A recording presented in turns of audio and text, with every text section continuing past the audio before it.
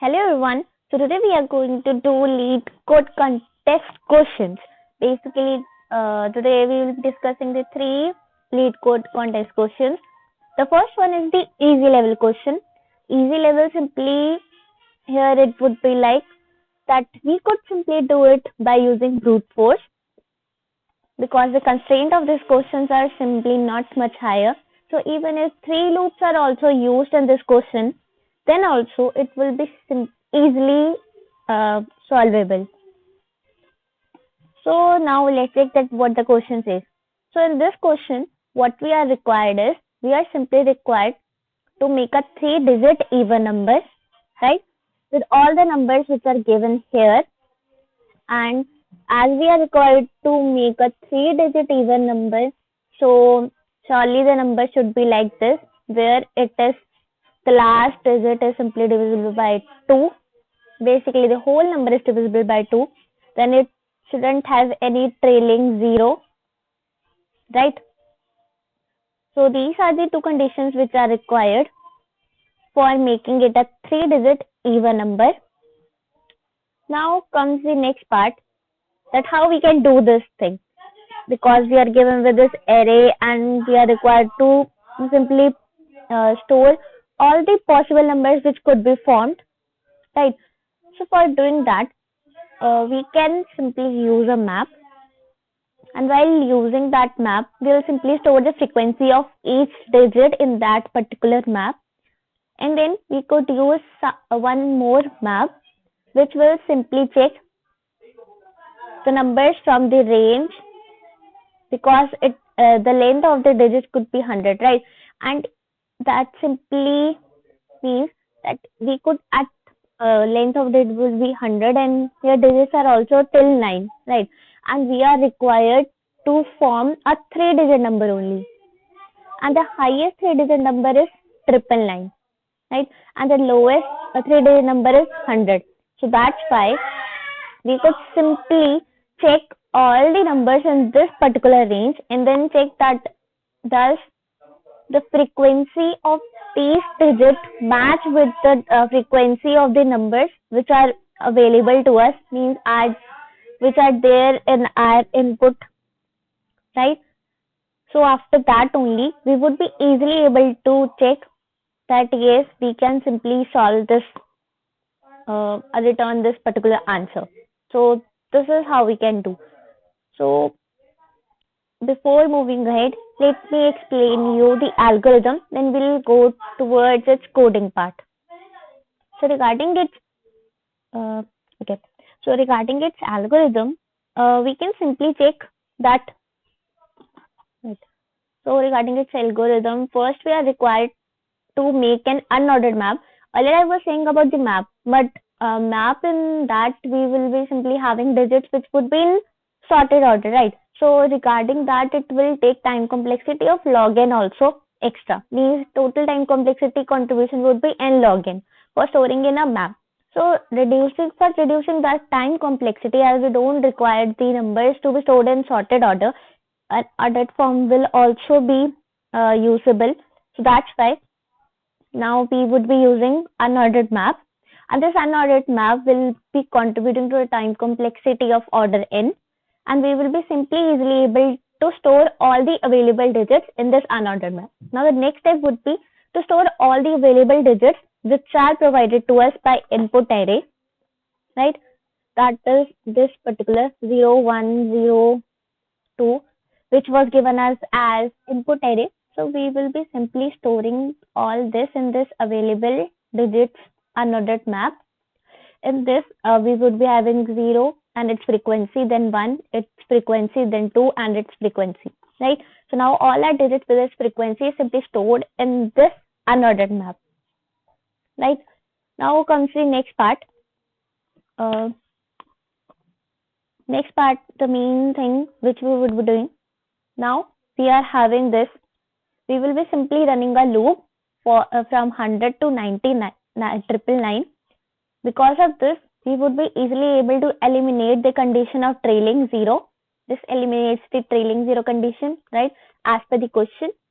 And then we will be simply checking that even and odd, right? If it is even, then we'll simply go ahead, and if it is odd, then it will be simply continued. That is, it will again run the loop and check for the next number, right? Now comes the storing part, that we would be storing in an unordered map have. This simply means that whatever number 100, 101, 102, whatever numbers would be there, all the numbers would be simply stored into this particular map, right? So, and this particular map would be storing all these number at each iteration of this for loop. Means for each number which we would be iterating from 100 to 999, all these numbers would be stored step by step in this particular map. So now we are initializing a num with I, and in these steps we are simply storing our ones and then tens and then our hundred value. That is, if we are having this number 102, so its ones would be stored in this ones equals to 2. Then in our tens, our 0 would be stored, and then in our 100, our 1 would be stored, right? And we are doing this particular so that we could reduce it, and in the next step it will be easily able to store the next particular digit.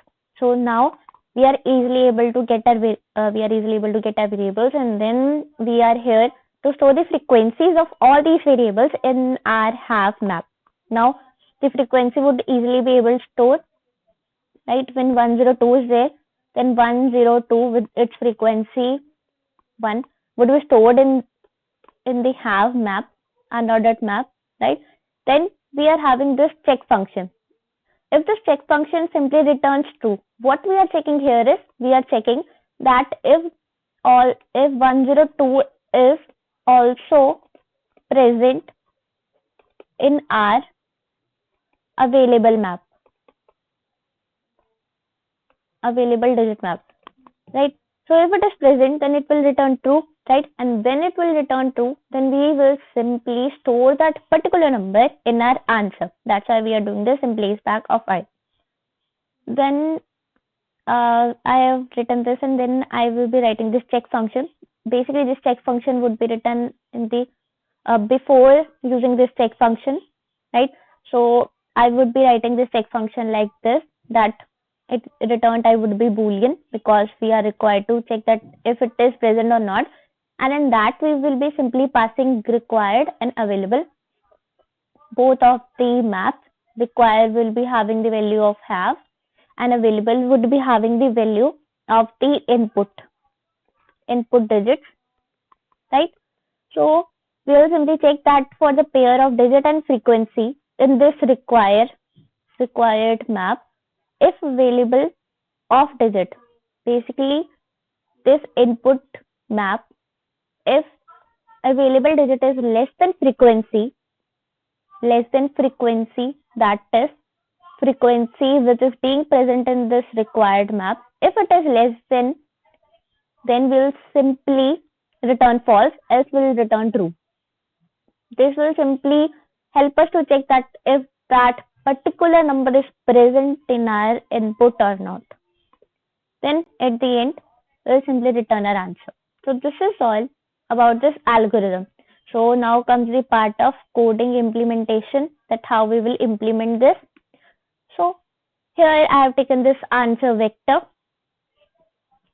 Just a minute.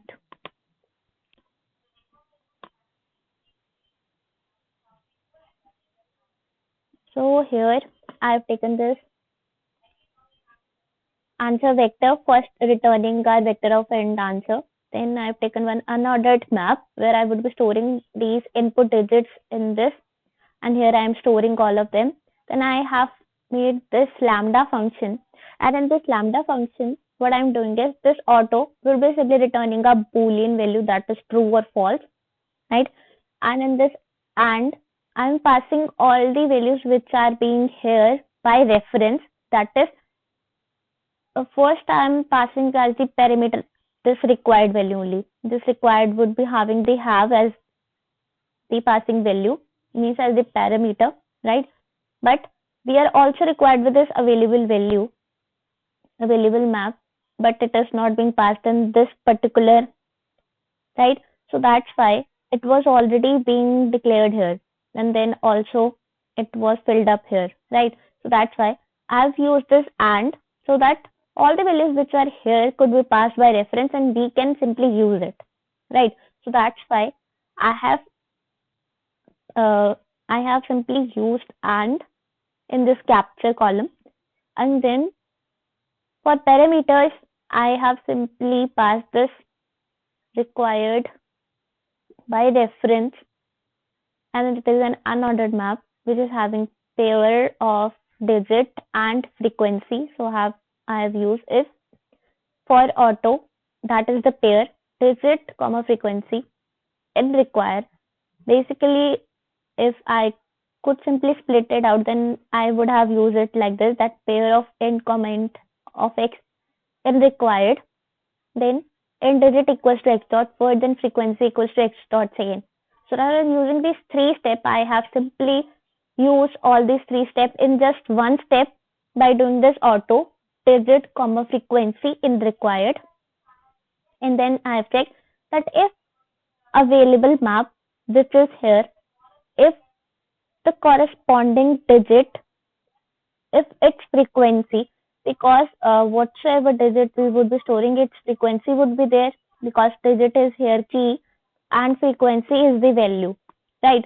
So when we do this available of digit, then it simply represents that whatsoever corresponding frequency would be there for this available map, it will be checked.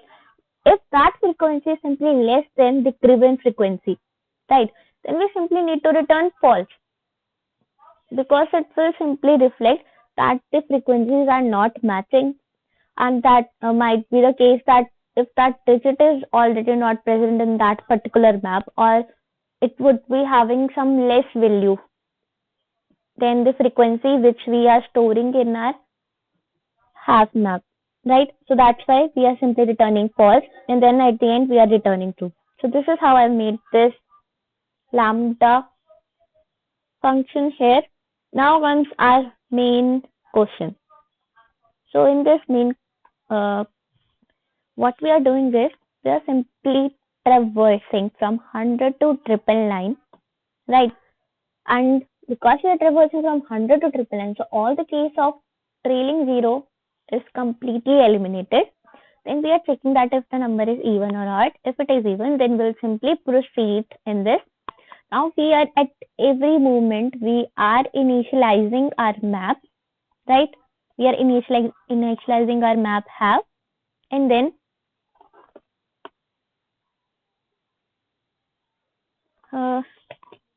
we are again initializing this num equals to I, and then for extracting individual digits, basically I've taken A, B, C, and it simply represents ones, tens, and hundred digit, right? And then I'm simply putting all those values into the map, and then I'm checking that if it is present there, then it will simply fill that up in our answer, and at the end I'm returning this answer. So this was all for this question. Now comes the part that what would be the time complexity, right? So as we are traversing from 100 to 999, right? So its time complexity we check for this particular loop, it is simply order of n, where n is simply from 100 to 999, and if we simply subtract, then it simply becomes 8999, right? A constant value only. But again, there comes the part of this map also, where it will simply store everything again and again. Means this, it will be simply storing the value here, right? Then I go again, but here at max, what the value our map could contain. At max, at each level, our map would be having just 3 digits in it. At max, right? When it would be having 3 digits, then we would be having just one value corresponding 3 as the frequency. And if we would be having all 3, means like 1, 2, 3, then frequency would be simply 1. So our map would be having at max 3 as the size, right? means 3 pairs could be stored at max in at this map. So again, its frequency is not so, its space requirement is not so much high, right? So that's why we could overall say the space complexity would be order of n of I, because we are using our unordered map, right? And the time complexity because of our loop, it's again order of n, because we are traversing from this to this, and when we are simply storing in this particular map, then and we are simply storing at max 3 times only, right? So that's why the time complexity is again order of n, and the space complexity is again order of n. So overall, the time complexity and space complexity are order of n only, where n simply refers to digits between n simply refers to digits between the constraint which are being given to us, that is 0 to n included, and the numbers could simply go from 100 to 999. So this was all for this particular question. I can make another video for the second and third questions again.